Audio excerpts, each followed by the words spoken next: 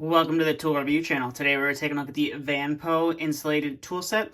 Now before we get into this review, I will say this was sent to me. I'm not sure if it was sent to me by VANPO themselves or if it was just the seller that sells them that wanted to send them to me. So I figured I would respond to them and we would take a look at the tool and see what it has to offer. So as you can see here, it comes in this nice little, this set comes in a nice little carrying case. You have the VANPO name up there on the top, and it does have a zipper that holds it closed, and it is a nice red and black color. But other than that, that's pretty much it for the case on the outside. And you have a zipper on top that you just obviously can zip open, and it reveals the tools that are inside. So it is kind of hard to fit it all in the camera. So we're going to take a look at the pliers first. So you have a little short pair of needle nose pliers. You have a pair of diagonal cutters, and then you also have a pair of combination pliers as well. And then coming over to this side, you can see we have a little bit of a selection of screwdrivers. So you have a flathead, Phillips, I believe that's a Phillips number 1. You have another flathead right here, Phillips number 2, a larger flathead right here, and then a Phillips number 3 right here as well. So go ahead and take one of these guys out, or we'll take all of them out and we'll take a look at them. So this is the screwdriver, as you can see. You have the VANPO name right there, and you have the size of the flathead right there as well, which is a 2.5, as you can see right there. And you have the VP, I'm assuming that's the VANPO, and then that's the model number of the tool. And you can see it is the VDE colors, and you have the 1000 volt rating right there. And you have all the certifications here on the back. Now, we'll get to these certifications in a minute, but basically they're certifications that a tool would go through to clarify that it can withstand, 1000 volts if it's touched. So we'll go over this specific certification for these set of tools. But here is the little small flathead screwdriver you can see right there. You got the IC 6090 or 900 right there as well. And they also have these little elastic bands that kind of hold them in place, which is nice. And we'll go ahead and take the number 1 Phillips out right here. As you can see right there, you got the VANPO name right there. Excuse me, this is number 0 Phillips. And you can see the model number right there. And then it's pretty much, the handle's pretty much the same as the flathead. It's a pretty nice little handle. It does feel comfortable in the hands. And it is mostly made of that plastic that is supposed to protect you in case it does come in contact with electrical shock. So we'll go ahead and put that guy back there. And we'll pull out a couple more of the screwdrivers right here. And as you can see, some of the casting on them isn't the greatest. You can see you got some leftover flashing from the casting, and or some dirt and stuff left over from the casting and or the mold that the tool was cast in. But this is your another flathead right there. So we'll go ahead and put that guy back in to its holder. And as you can see, we got some more of the imperfect casting and some nicks and stuff like that on the tool. That's not from me. That's just how I received the tool. And as you can see right there, the nice bigger size handle, so you get some more leverage and stuff when you are wanting to use that screwdriver on a screw. So now we'll come over to the pliers, and it's pretty much the same as the screwdrivers. They have a little elastic band, but they also have some Velcro here at the top of the tool that also holds it in. So all you gotta do is unvelcro that, and you are able to pull the pliers out. So we're gonna go ahead and pull out all 3 pairs of those pliers, and we'll take a look at them individually. So we'll go ahead and pull those out, and then we'll close this guy up and move it off to the side, and we will start to take a look at the pliers. So we're gonna first start off with the needle nose pliers. So as you can see right here, you got the VANPO name, if we can get the camera to focus. We have the VANPO name there on the front of the tool. You have a small little section, some cutting jaws right there as well. And then you have a little circular section that has some teeth right there. So if you needed to grip onto a screw, a nut, or a bolt, you could use those teeth to do that right there. And then you do have a little flat spot on there. So maybe if you needed to bend some wire or something like that and didn't want to nick it up with the teeth on the front of the plier, that's what you could use right there. And as you can see, there is a little leftover metal from the casting kind of right there. As well. And I'm not sure if I mentioned this already, but you do have the VANPO logo right there as well. And then coming to the front, as you can see, you have a fairly decent I would say a fairly decent grip on the front of the pliers. Now I do feel like the pliers do kind of stick a little bit. That just might be because they need some oil. But there is the back side of the pliers. You can see the cutout right there, and you got your teeth right there as well. And then again, you got the ratings right there, and then the length is 160 millimeters. So if you want to convert that into inches, please feel free to. Now the one thing about these handles kind of remind me of the Knipex style handles on their VDE tools. Where it kind of has that little catch, so if the tool is starting to slip out of your hand, it kind of catches before you drop it, and or before your hand would go any bit further to the exposed metal. So those are the needle nose pliers. We're going to go out and test those cutters here in a minute. So we'll go ahead and set those off to the side, and we'll bring in the diagonal cutters, which are, I would say, about a 7-inch. It's either a 6 or 7-inch in length. Pretty much the same size, the same style of handle. You got the yellow and the red style handle. You got these little catches up here on the top to catch your hand. And then you have the VANPO name right there. And you can see the rivet is a little bit farther away from the cutting edge. So when you are going to want to cut through some thicker material, or you're going to cut through multiple wires at once, it might be a little bit harder to do. Since that rivet's so far away from the cutting edge, you're not going to be able to get as much leverage to go through it as if it was like a high leverage design, or it was a lot closer. You would be able to cut through with a little bit more, with a little bit less force. And then there is the front of the plier. You can see a pretty large opening right here as well, and you can see some oil and grease coming out of the rivet joint right there. So we'll go ahead and set those off to the side, and we'll bring them back here in a minute, and we'll start doing some testing with them as well. And then I'll bring in the combination pliers. You got the VANPO name on the front as well. And typically most combination pliers, they're not really a high leverage design, so you're not really meant to be cutting through some thick material with them. So majority of them have the rivet a little bit farther away from the cutting edge, as these do as well. And then you can see you have the cutting edge right there. I'm not sure if these cutting edges have some sort of protective coating on them or what, but you can see all the cutting edges have like this black coating on them. I'm not really sure what that is. Couldn't really find out much information about that. And then you got the teeth cut out right here as well. So if you need to grip onto like a bolt or a screw or a nut and you needed to hold it in place while you're either tightening it down or trying to loosen it up, you could use those teeth to do that right there as well. And then you have the teeth on the front of the pliers as well, and they are a nice grip to them, I would have to say. But they are all going in the same direction, so if you really need to get a grip onto something, probably not the best thing to use. Do this if you feel like you're trying to grip a staple, a nail, or you're trying to pull something. You're 9 times out of 10 going to lose that grip since it's not a cross-hatch design. That's just what I've experienced with all the tools that I've tested. And then coming to the back side of the pliers, it's pretty simple on the back. And then again, you got that rating right there as well, or the rating, I should say, on the inside of both handles as well. So now we'll go ahead and zoom out here and get to some of the functionality of what these can and can't cut through. So we're going to start off with the combination pliers, I will say. So we're going to see if they can cut through this 18 gauge solid wire. So we'll go ahead and cut through that. And as you can see right there, definitely not able to get through that 18 gauge solid wire without you having to kind of pull on the wire right there. So they can't get through that 18 gauge solid wire. So we will put that off to the side, and we will set those off to the side, or you know what, we'll just finish the test off with these. So now we will bring in some 18 gauge stranded wire and see if these can get through that. And we'll go ahead and cut through that right there. And as you can see right there, you go ahead and cut through it, but you kind of have to pull it away from the tool. Can't seem to cut through that insulation all the way. As you can see right there, we do it again. Again, you have to pull off the insulation, so it can't really cut all the way through that insulation. So we'll go ahead and put that off to the side. And now we will bring in some 14 gauge solid wire right here, and we'll go ahead and cut through that and see if we can get through this in one cut. And as you can see right there, can't quite get through that all the way, but you can, cut through it if you cut it and you pull on the wire. So go ahead and set that off to the side, and we'll bring in some 14 gauge stranded wire right here and see how well we can cut through this. So we'll go ahead and cut through this right there. And as you can see, can't quite cut through that insulation all the way.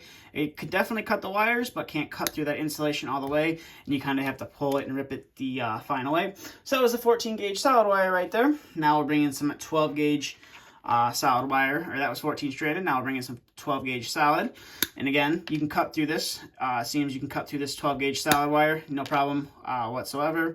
As you can see right there, you kind of do have to pull it a little bit, but it does cut through it a lot more, a little bit easier than the smaller gauge wires. So we'll go ahead and set that off to the side, and we'll bring in some 12 gauge stranded wire, and again, we'll go ahead and cut through that and see if we can get through that. And as you can see right there, can't exactly get through that wire all the way. You kind of have to pinch it. It kind of pinches that insulation, and you just got to pull it off the rest of the way.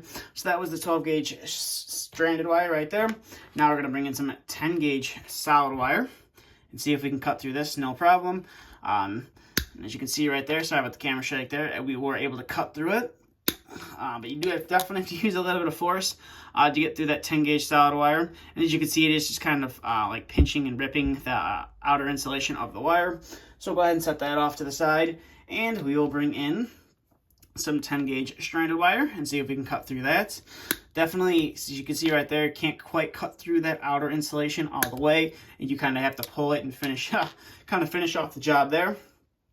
But while we have this here, we'll see how sharp these teeth really are. See if we can get a nice strip right here on the wire.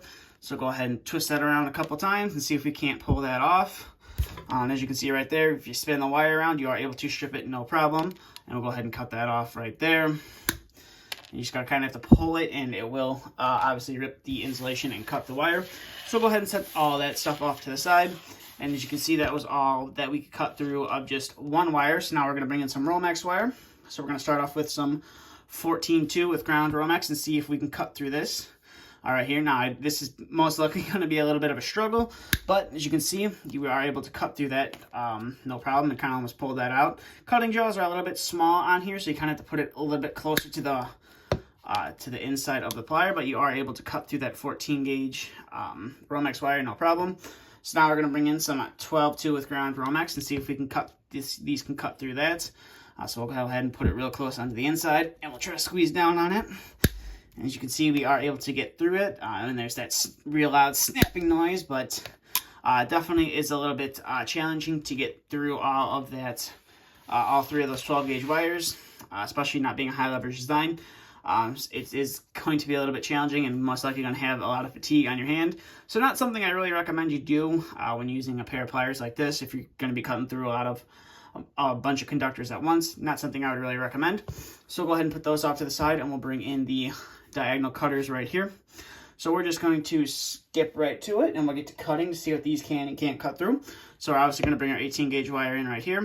As you can see right there, they will cut through that 18 gauge solid wire, no problems whatsoever right there. So we'll go ahead and set that off to the side, and we will bring in our 18 gauge stranded wire, and we'll go ahead and cut through that. And as you can see, can't quite cut through the insulation sometimes, depending on where you put it into the cutting jaws. As you can kind of see, there is a little bit of light showing through, but it is able to cut through that 18 gauge solid wire, no problem. So we're going to bring in our 14 gauge stranded wire right here, and we'll go ahead and see if we can cut through that. And as you can see, that 14 gauge solid wire right there, you're able to cut through that, no problem. So we'll go ahead and set that guy off to the side, and we'll bring in our 14 gauge stranded wire, and we'll see how well we can cut through this. So go ahead and put that in there, and as you can see, we're able to cut through that, no problem whatsoever. So we'll go ahead and put that off to the side, and we'll bring in our 12 gauge solid wire right here, and we'll go ahead and cut through that. And as you can see right there, you are able to cut through that solid wire, no problem whatsoever. So now we'll bring in our 12 gauge stranded wire. We'll go ahead and do the same thing as we've been doing. We'll go ahead and cut through that. As you can see, cuts through that stranded wire, no problem whatsoever. So go ahead and put that off to the side, and we'll bring in our 10 gauge solid wire. We'll go ahead and cut through that. Definitely have to use a little bit more force to cut through that, but as you can see, cuts through it, no problem whatsoever. And then we'll bring in our 10 gauge stranded wire. We'll go ahead and see if we can cut through that. And as you can see, we were able to cut through that 10 gauge stranded wire fairly easily.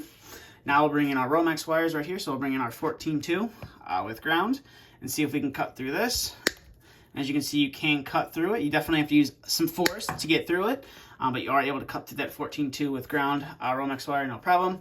So now we'll bring in our 12-2 with ground Romex wire and see if we can cut through this. Definitely going to be a little bit of a struggle. But as you can see right there, you are able to cut through that, no problem whatsoever. Definitely kind of, you could definitely feel it in the hand that you're using to cut with. So I don't recommend you use this You use these if you're cutting a bunch of wire at once, because it's gonna hurt your hand quite a bit. So we'll go ahead and get that out of there, and we'll go ahead and set those off to the side, and we'll bring in our little pair of needle nose pliers. Now I'm not gonna go and try and cut any Romex wire or any of the thicker gauge wires, because these cutters aren't going to be designed for that. So we'll bring in probably the 18 gauge, the 14 gauge, and the 12 gauge, and see if these the cutters on here can cut through that. So we'll obviously bring in our 18 gauge solid wire, and as you can see right there, can't quite cut through it all the way. You kind of have to break it off right there. So we'll go ahead and set that off to the side, and we will bring in our 18 gauge stranded wire. And as you can see, you kind of have to help it out a little bit by pulling it away, kind of like some of the other pairs of pliers. So we'll go ahead and set that off to the side, and we will bring in our 14 gauge solid wire right here, and we'll see if we can cut through that. As you can see, you are able to cut through that 14 gauge solid wire, no problem whatsoever. So go ahead and set that off to the side and bring in the 14 gauge stranded wire, and we'll see how well we can cut through this. As you can see right there, we are able to cut through that 14 gauge stranded wire, no problem whatsoever. And now we'll bring in our 12 gauge stranded wire right here, and we'll see if we can cut through this. And as you can see, we are able to cut through it no problem whatsoever. So we'll set that off to the side, and we will bring in our 12 gauge solid wire and see if we can get through that. Definitely a pretty loud snapping sound cutting through that, but as you can see, we are able to do that no problem whatsoever. So overall, as you can see, the pliers do have their ups and their downs. They can get through some of the wire that we tested here, but they can't seem to get through it all. So overall, these are, I would say, a decent pair of insulated, or at least a decent pair of pliers. Now, I did say we would get back to the all the ratings and stuff there on the inside. So when I went to go look them up on the, at least on the VDE website, I couldn't find anything to say that these were, tested. They didn't test them at all. I couldn't find anything in their database to say that these were tested and approved. So I'm kind of leaning towards that they just kind of printed this on the inside to make you kind of feel good that, oh, you're buying an insulated tool for a fraction of the price, or you're buying a kit for a fraction of the price of what one pair of pliers would cost. It's a little bit hard to kind of recommend these. I mean, they are a nice, starter set of insulated tools, but it is kind of hard to recommend a set of tools when they're not really electrically insulated, or at least not tested. I mean, they could, for all you know, they could be electrically insulated against electricity, but it just doesn't show up. So it could, it either could protect you or it can't protect you. So it is kind of hard to recommend this. But if you are looking to pick this tool up, I will leave a link to it in the description below. And I will also leave a link to the VDE website in the description below if, you want to look up a certain tool manufacturer or a certain tool to see if the tool is really VDE rated. I'll go ahead and drop that link in the description below. But like I said, this tool was sent to me to test by either VANPO or the seller on Amazon that sells this specific toolkit. So I am thankful I did get to test this tool out. And I was generally surprised at the quality of it, but it's a little bit hard to recommend when I can't exactly verify that it is, 1,000 volt rated or VDE approved. It's just, it's kind of hard to recommend something that doesn't really have all of the recommended safety measures in place to protect the user of the tool. But with that being said, that's all I have for this video. I know it was a little bit longer than most of the videos on the channel, but I hope you guys did enjoy. So that's all I have for this video. So thank you for watching. And if you're new to the channel and you would like to see more content like this, please feel free to hit that subscribe button. And if you did enjoy this video, please consider giving me a thumbs up as well. But that's all I have. Thank you for watching, and stay tuned for the next video to be uploaded.